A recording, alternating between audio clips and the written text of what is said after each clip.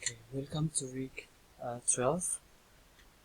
Jadi di pertemuan kali ini saya akan membahas deeply membahas tentang salah satu further topik yang bisa dianalisis dari karya James Kelman.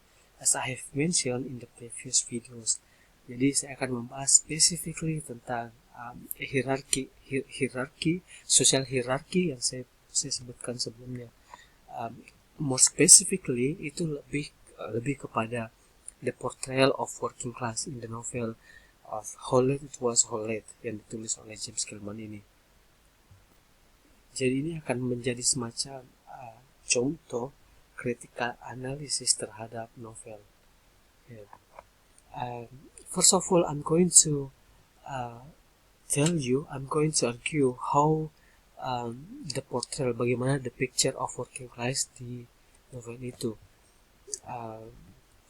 Oke, secara sekilas mungkin akan terlihat seperti akan membahas juga tentang um, what um, what do we call as a summary. Jadi pasti akan menyinggung sedikit tentang bagaimana novel itu, kisah dalam novel tersebut. Oke, the picture of working classes character in the novel. Ini saya argue ada 3 poin penggambaran working class karakter ini, khususnya main karakter Sami Samuel dalam novel. These 3 points, 3 poin ini tentunya saya tulis bukan berdasarkan teori. Teori tentang working class ini, penggambaran working class ini tidak saya ambil dari teori manapun, tapi berdasarkan pengamatan saya pribadi setelah membaca novel. Jadi after reading the novels, I think that this is my argument how the picture of working class, bagaimana karakter Sami Samuel sebagai working class digambarkan dalam karya sastra, dalam karya How Late Was ini. Okay, first of all, tentunya digambarkan sebagai seseorang yang powerless and inferior. He has no power and feel inferior terhadap upper classes. Ini terbukti dengan beberapa quotation. For example, in page 15, ini halaman bukunya saya ambil dari buku paperback, buku cetak. Jadi dengan sementara e-book yang teman-teman baca mungkin halamannya akan berbeda, lokasinya akan berbeda. Karena ini halaman berdasarkan paperback yang saya punya. Bagaimana penggambaran powerlessnya si Sam ini in page 15 dia katakan no point blaming the soldier if you are led into them in the first place, bla bla bla bla bla. Intinya adalah mengatakan bahwa there's no point menyalahkan polisi di kasus tersebut, walaupun pada kenyataannya yang salah adalah polisi, tapi ia mengatakan bahwa no point of blaming the soldier, karena ia mengatakan ya buat apa menyalahkan mereka, at the end I have no power to fight them back gitu. Kemudian yang kedua, I need to speak to somebody, you cannot leave me like this. Ini dikatakan get us an eye specialist. Ya, dia cuma sebatas mengatakan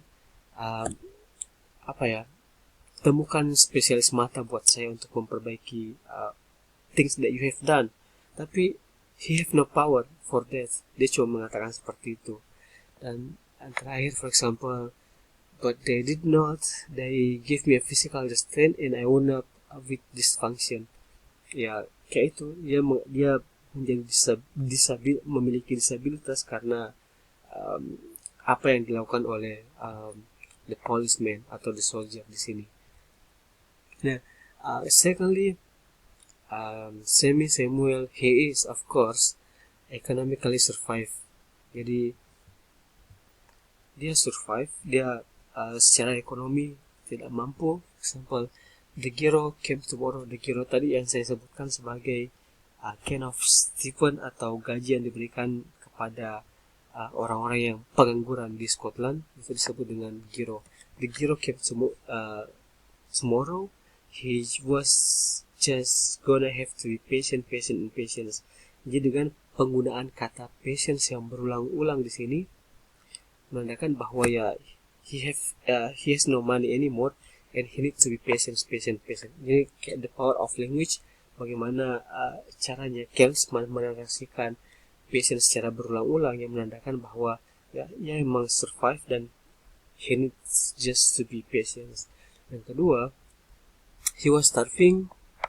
The post office was not open for a half hour. At last, another coffee. Nah, saya bold kata another coffee di sini because this is, I think, very interesting because when you are starving, drinking coffee can be a solution. Why? Because scientifically, secara sains ya, it will help you. It will prevent you starving if you drink coffee. Like if you drink coffee, you will not get starving.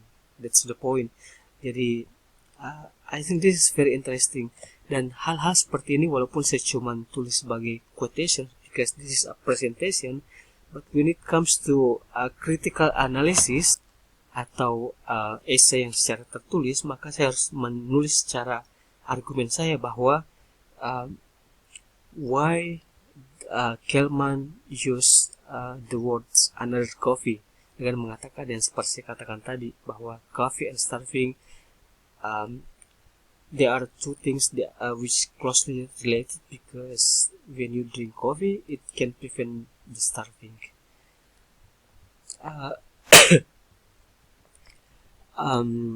Yang ketiga adalah having a wish for equality. Ini penggambarannya. Oke, saya kembali dulu tadi ke sini. Kenapa saya katakan harus diargue karena when it comes to critical analysis, when it comes to essay harus ditulis secara langsung karena that's the point of critical analysis. Kalau saya cuma menggambarkan, menjelaskan bahwa penggambarannya seperti ini dalam karya sastra, maka itu hanya akan menjadi summary. Tapi ketika saya membuat argumen tambahan bahwa ditulis seperti ini, digambarkan seperti ini karena bla bla bla, that's literary criticism. Oke, terakhir adalah having a wish for equality.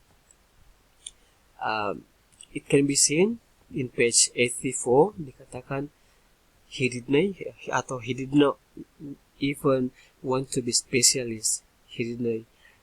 All he wanted was to do as good as.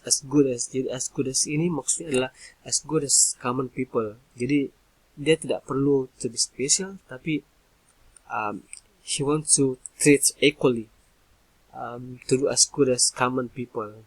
Jadi itulah 3 poin yang menjadi argumen bagi I think penggambaran Samuel Samuel as a working classes.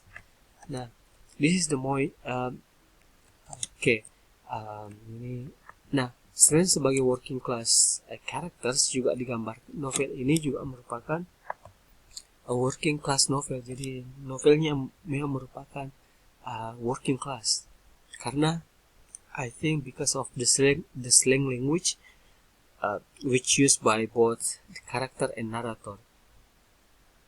Jadi biasanya kata-kata yang tadi bahasa-bahasa speaking yang digunakan dalam novel itu tidak digunakan oleh narator atau tidak dalam narasi, tapi hanya digunakan oleh dalam percakapan-percakapan. Ketika misalnya ada tokoh yang menggunakan bercakap, maka it's okay menggunakan bahasa speaking.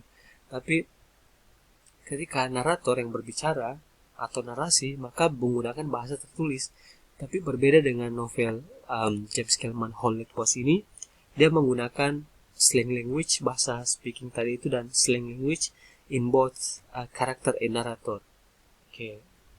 Whole Net was on its surface about profanity and the novel's lower class was in indigent protagonist. Above all, it was about the word. It's hard to say this word. To criticize its mere frequency. One tabloid newspaper estimated 4,000 instances. Jadi kata F-word ini bahkan disebut dalam novel sampai 4.000 kata dalam satu novel, which prove the novel baseness. Jadi menunjukkan bahwa novel itu rendah atau kind of hina. Ini menurut argumennya Megan ya, ini kritiknya terhadap karya sastra tersebut. And this is the main point. Ini menjadi argumen penting dalam kritik literary criticism. Kira-kira why? Jadi selalu dengan pertanyaan why Kelman portrays that. Kira-kira kenapa Kelman menggambarkan working class seperti itu, dan kenapa menulis working class novel? First, it's because he is proud of his identity as a Scottish identity. As he said, that language is the culture. If you lose your language, you have lost your culture. So if you have lost the way your family talk, the way your friends talk, then you have lost your culture and you are divorced from it and blah blah blah. Bisa dibaca sendiri di sini. That's what happened with all these stupid fucking books by bad average writers, because they have lost their culture and they have given it away.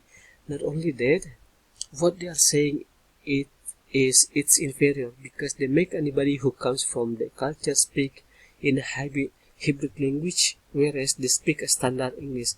Jadi dia mengomentari bahwa buku-buku yang menggunakan bahasa Inggris standar yang mudah dipahami itu malah justru keluar daripada identitas penulis. Misalnya nih, di contoh in Indonesia, penulis yang berasal dari Makassar ketika menulis novel menggunakan logat dialek Jakarta atau menggunakan bahasa Indonesia standar, ya di satu sisi itu memang bagus karena lebih banyak dipahami oleh orang, tapi menurut Kelman justru katanya itu you lost your identity, karena bahasa dialek lokalmu tidak kamu gunakan dalam novel, itu artinya you lost your identity, katanya Kelman. Dan moreover, dia katakan bahwa my culture and my language have the right to exist. Jadi dia mengatakan ya terserah saya, bahasa itu bahasa saya, jadi walaupun menggunakan bahasa yang orang pikir tidak pantas, tapi ya that's my own language.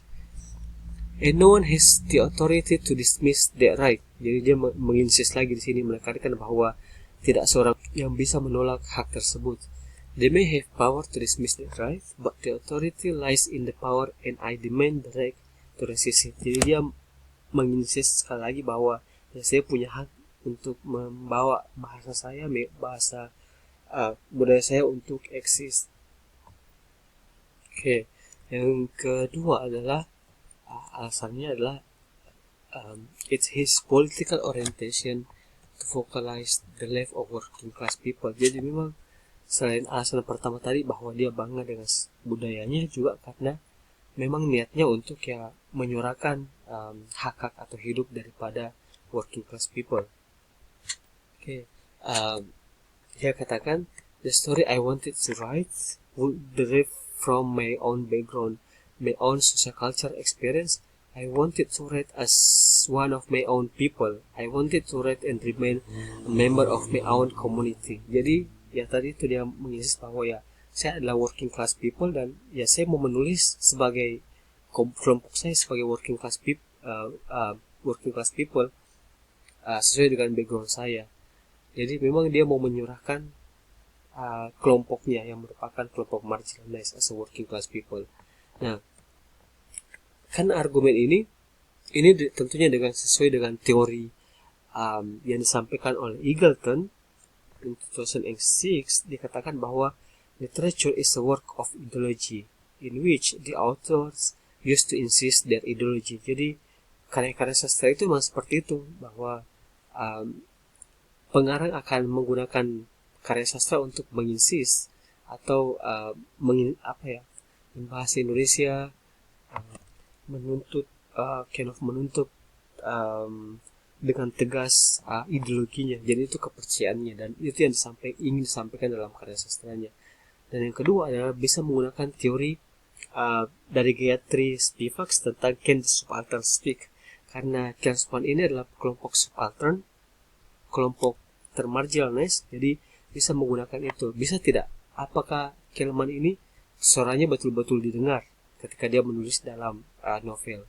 Jadi itu beberapa teori yang bisa digunakan dalam menganalisis ini. Tentunya ada beberapa teori yang lain yang bisa dikaitkan dengan tergantung topik apa yang akan diambil. Oke, itu saja. Saya masih punya satu lain yang nanti akan saya jelaskan in the next video. Thank you. Assalamualaikum warahmatullahi wabarakatuh.